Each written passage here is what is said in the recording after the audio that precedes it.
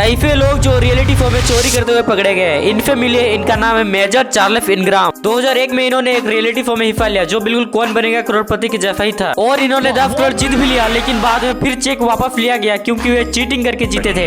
हुआ ये था कि जब इस आदमी को आंसर पता नहीं होता तो वे जोर जोर से ऑप्शन को पढ़ता था। Could be a gig at Megatron or Google. और उस रियलिटी शो में बैठी उसकी वाइफ गंदी तरह खांफ कर आंसर बता देती थी। बाद में इसे 2003 में धोखाधड़ी के केस में जेल भेजा गया।